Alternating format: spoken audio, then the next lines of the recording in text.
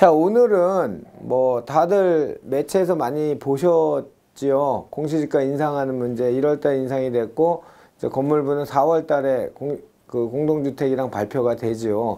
이 굉장히 많은 우려와 걱정과 찬반이 나누어져 있는 문제죠. 근데 이 공시지가 인상은 역대 정부에서 계속 추진했던 겁니다. 자, 요 자극적인 제목은요, 2017년에 경제 매체에 실렸던 타이틀입니다. 이 공시지가 인상한다는 얘기를 듣고서 17년도에 조세 마찰과 조세 저항이라는 단어를 썼었고요. 뭐 조세 저항과 조세 마찰은 굉장히 단위가 크죠. 이 조세 저항 때문에 역대 정부에서 공시지가 인상을 지금 현 정부처럼 급격한 현실화를 못 시켰던 안정성 측면에서, 왜? 바로 선거에 이어지기 때문에 못했던 거죠.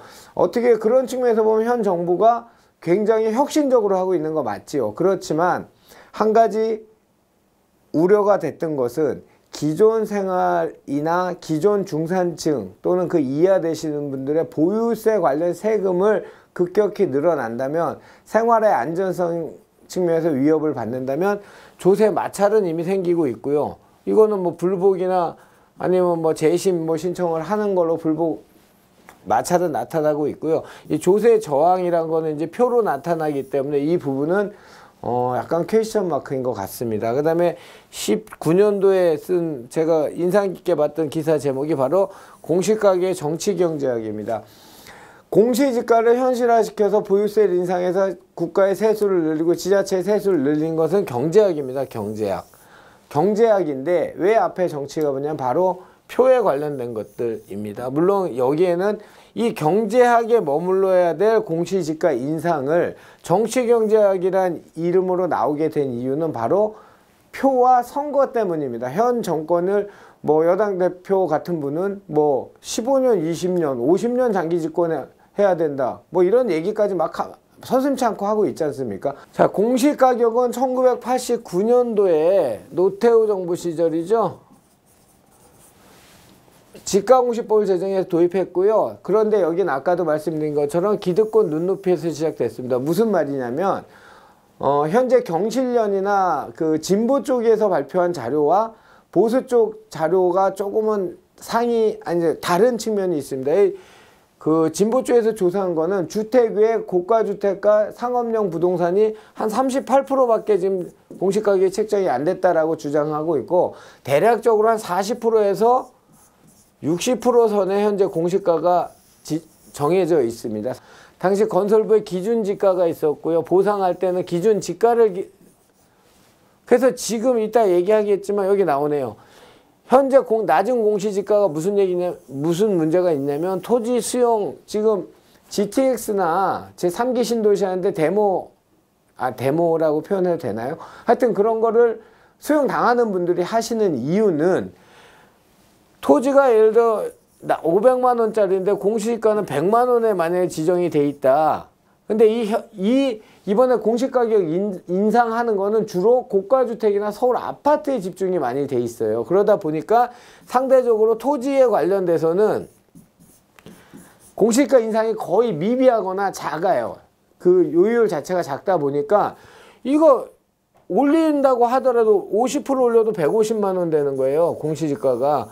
그럼 공시지가의 130% 정도, 130% 정도가 통상적으로 시세란 개념으로 쓰는데, 시세 500만 원에 130%를 주는 게 아니고 3개 기관에서 공시지가를 종합해서 뽑은 가격, 그 가격에 보통 130%에서 150%가 보상가가 지정이 되는데, 이거에 당연히 승복 못하죠. 그분들은 평생 그린벨트나 진흥구역의 농지라는 공법상 규제에 묶여서 내 사적 재산권을 계속 침해를 받았던 상태이기 때문에 이게 문제가 되고 있죠. 또 아이러니하게 재건축 초과이익 환수제가 되다 보니까, 재건축 초과이익 환수제는 간단해요. 살 때랑, 그러니까 큰 개념에서 살 때랑 들은 경비를 합쳐서 판대 남은 금액에, 그러니까 차액에 환수하겠다는 거죠. 공익적인 측면 환수하겠다는 건데, 공시가를 높여버리면 비용이 더 많이 들어가는 거죠. 비용이 더 많이 들어가다 보면 분자가 작아지는 거죠. 분모는 똑같고. 그러다 보니까 공시지가를 더 올려달라고 하는 이런 아이러니도 발생하고 있는 거예요. 이게 그러니까 사회 갈등 요인 측면에서 굉장히 큰 문제라고 보여집니다. 보여지기는. 그래서 이때는 기준 지가도 있었고요. 과세시가 표준액도 있었고요. 내무부, 지금은 기획재정부, 국세청의 기준시가도 있었고요. 토지시가도 있었고 한국감정 여러 가지 있다 보니까 이거를 공시지가란 이름으로 공적지가 조사체계 일원화와 토지 공개념제도의 실효성 확보를 위해서 마련한 제도가 바로 이 공시가격 제도입니다. 어떤 통계를 어떻게 자의적으로 해석해서 쓰냐에 따라 이 수치는 굉장히 크고 받아들인 국민의 데미지는 굉장히 편차가 클 수밖에 없죠. 어찌됐건 이 숫자를 그때는 믿는다고 한다면 고급 단독주택과 상업 업무시설은 공시지가가 현재 너무 낮다. 당연히 현실화시켜야 된다라는 게 그분들 주장입니다. 매년 1월 1일 기준에 토지와 건물의 적정 가격을 책정해서 부동산 세금, 건강보험료, 기초연금, 개발부담금 등 60개여 개의 항목의 산정 기준이 됩니다. 그러니까 얼마나 민감할 수밖에 없겠습니까? 이 개발부담금 같은 거는 일단 크죠. 덩어리가 크고 기초연금과 이 건강보험료는 이 건강보험료는 분리과세할 때 임대소득에서 과표로 잡는 임대사업자를 낼 때 가장 화두로 등장했던 말이 건강보험료가 올라간다라고 얘기할 만큼 실제 올라가고요. 근데 그 올라가는 금액이 개개인마다 편차가 있지만 그렇게 침소봉대하듯이 발표된 것처럼 많이 올라간 건 아니었는데 어쨌든 개인한테 안 내던 세금을 낸다는 거는 굉장한 심리적 부담이 다가오죠. 그러다 보니까 아까 얘기했던 정치경제학이라는 이유가 바로 이런 측면에서 등장하게 된 겁니다. 그 다음에 표준지 공시지가라는 건 전국에 한 268만 필지를 대상으로 했는데 그 중에서 이걸 전수조사를 못하죠. 그러니까 한 50만 필지를 표준지로 지정해 놓은 거예요. 서초동은 어디, 강남은 어디, 지방은 어디 이렇게 해서 전국에 50만 필지, 뭐 턱도 없이 작죠. 그러니까 당연히 현실화가 떨어질 수밖에 없겠죠. 사실적으로 얘기하자면 50만 필지 산정하는 게 표준지 공시지가고요. 그래서 여기는 지가가 들어가는데 우리가 일반적으로 집을 얘기할 때는 그냥 공시 가격이라고 얘기합니다. 개별 공시지가는 표준주택 공시가격을 기반으로 개별 부동산 가격을 책정하는데 공동주택 공시가격, 아파트나 다가구 주택 대상으로 매년 5월 31일까지 개별 공시지가를 결정 공시. 뭐 하여튼 요런 거는 인터넷 많이 나오는 거니까 한번 쭉 보시고요. 여기에서 이제 보유세, 재산세와 등장하는 게 이제 우리 흔히 말하는 내가 종부세 한번 내봤으면 좋겠다라는 종부세가 등장하죠. 국세인데 재산세보다 더 높은 토지 누진세율을 적용하는 거고요. 우리가 흔히 말하는 보유세라는 거는 재산을 보유할 때 내는 재산세와 종부세를 합쳐서 종부세를 내는데요. 요즘 그 공시지가 인상할 때 또 등장하는 게 공정시장 가액 비율이라는 게 있죠. 이 비율이 임의로 이 공시지가를 책정을 했어요. 한 시가가 1,000만 원인데 땅값이 공시지가는 500만 원밖에 안 돼요. 근데 이 현재 공정시장 가액 비율은 400만 원을 계산해서 세금을 부과하는 건데 이거를 올해 그러니까 19년도니까 85%가 됐죠. 점진적으로 올려서 100%까지 올린다라는 게 정부 방안입니다. 근데 이 공정시장 가액 비율은 일반 재산세 내는 분한테 상관없고요. 종부세를 내신 분들한테만 필요한 얘기니까 뭐 흔히 말하는 아까도 얘기했지만 종부세 한번 내봤으면 좋겠다는 분들한테는 별로 와닿진 않겠죠. 그런데 재산세는 내가 1가구 1주택을 예를 들어 우리가 흔히 잘 비유하는 말이 있죠. 옛날 현대 압구정 아파트를 84년도에 분양을 할 때 분양가가 얼마였냐면 한 400만 원 됐다 치자고 예를 들면 이게 50평형이 이게 시간이 흘러서 30 몇 년이 흘러서 지금 20억이 됐어요. 20억이. 이분들은 1가구 1주택이에요. 근데 이 재산세가 1가구 1주택인데 공시지가가 인상이 많이 돼서 세금을 많이 내야 된다면 평생 집 하나밖에 없는데 은퇴하고서 연금을 내가 이만한 연금을 받고 있는데 이만큼은 뭐 생활비와 뭐 의료보험비와 뭐 기타 쓰고 요게 이제 내가 쓰는 뭐 잡비 용돈으로 쓰고 있었는데 이거를 갑자기 이만큼을 더 세금을 내야 된다고 한다면 이분들은 씀씀이를 줄여야 한다니 아까 제가 말씀드린 것처럼 안 내던 것 또는 내가 과하게 낸다고 생각하는 측면에서는 문제가 생길 수 있는 충분히 문제가 생길 수 있습니다. 그게 바로 아까 타이틀에서 말씀드렸던 경제학이 아니고 정치 경제학으로 되는 그런 전환되는 변환되는 이 내용이 바로 그런 내용입니다. 공정시장 가액 비율은요 아까 말씀드린 것처럼 과세표준을 정할 때 기준되는 공시가격 비율입니다. 비율이고요. 종부세 과세표준은 합산한 보유주택 공시가격에서 6억 원, 1가구 1주택은 9억 원을 초과하는 금액의 공정가격 비율을 곱한 금액 60%가 아니고 85%입니다. 이게 88자인데 작년 그 수치를 갖다 써서 쓴 거고 85%입니다. 19년도 기준으로. 아까 말씀드린 대로 공시가격 1가구 1주택 9억 원이에요. 이 9억 원이 현재 비율로 조정하면 시가가 약 13억에서 14억 정도 됩니다.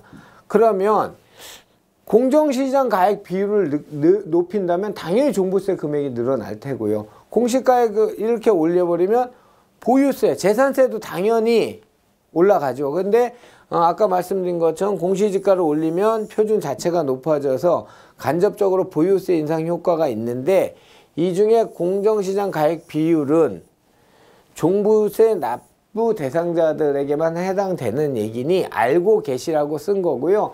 일단 공시가격이 올라가면 굉장히 많은 현재 150%에서 1가구 1주택은 150% 상한선이 2주택 청약 조정 대상 지역 2주택자나 3주택 이상자는 300%까지 그러니까 현재 100만 원 내면 여기는 150만 원까지 세금을 늘리게 보유세 인상을 했고요. 이 분들한테는 300만 원으로 지금 세금을 올리도록 요율 조정을 해놨죠. 굉장히 많은 숫자죠. 요거는 이제 매체들 기사 자료입니다. 이건 18년도 자료고요. 개별 공시지가 전국 평균 6.28% 올라. 국토교통부 자료입니다. 그러니까 그 매체에서 나온 것보다 숫자가 낮을 수 있습니다. 아까도 얘기했지만 이 세상에 3대 거짓말 중에 하나가 통계이기 때문에 이 정부 통계가 틀리다는 얘기가 아니고요. 그럴 수도 있다고 말씀드리는 겁니다. 요건 18년도 국토교통부 보도자료고요. 요거는 19년도입니다. 1월 달에 평균 단독주택 공시가격 시세 15억 원, 공시가 9억 원 수준, 초고가 이 시세를 15억 원이라고 썼는데 이거는 제가 여러 그 매체를 통해서 했을 때 9억 정도 됐을 때 한 13억에서 14억 정도 됩니다. 시세가. 뭐 정부에서는 자꾸 금액을 높이고 낮고 분자와 분모를 줄여서 정책을 펴기 편한 방향으로 얘기를 하겠지만 어쨌든 서울 아파트 시세 15억 원 이상 요거는 부동산 114 통계 가지고 뉴스원이라는 그 뉴스를 생산해내는 업체에서 조사한 건데요. 2018년 말에 15억 이상 가구 수는 그러니까 종부세 대상면 아까 공시지가 9억 원이라 했죠. 공시가 대상 면적이 15억 2천인데 요게 이제 4월에 공동주택 가격이 인상이 돼서 발표되면 더 늘어날 수도 있게 19년에는 굉장히 많이 늘어날 것으로 예상됩니다. 자, 이제 문제점을 좀 보겠습니다. 이 현재 공시지가를 인상한다는 문제점이 이번에 국토교통부에서 입맛대로 공시지가를 인상했다라는 루머가 있었죠. 이 개별성이 강한 상품인데 소수의 거래, 실거래 사례가 시세가 돼버리는 이런 그게 호가가 되고 호가가 경신되면 신호가가 또 생성될 거고 그러면 정부에서는 극소수의 이 한 번의 그러니까 가격이란 거는 호가와 시세와 보통 금매 뭐 이런 형태로 나오죠. 일반적으로 통용되는 가격은 시세인데 어떻게 돼서 호가로 하나가 팔렸으면 이게 시세로 올라가고 신호가가 다시 형성이 되는 거죠. 이 극소수의 거래로 인해서 이게 마치 이 아파트, 이 부동산의 가격이다로 해서 공시지가를 받는다면 이거는 문제가 크죠. 그 내용은 이 공시지가는 간평사들을 전문가들 활용해서 산정하도록 법률에 돼 있습니다. 그런데 인력이 너무 부족하다 보니 감정원은 일반 직원도 참여를 하고 있답니다. 그래서 감정평가는 간평사의 전문화된 지식과 표준건축비, 부대비용 감사, 자산가격을 정하는 거죠. 국민 세금을 내는 거니까 절차를 지켜야 되고 형식을 지켜야 되고 비용과 노력이 투자돼야 됨에도 불구하고 가이드라인을 정했거나 이랬다면 큰 문제가 생길 수 있겠죠.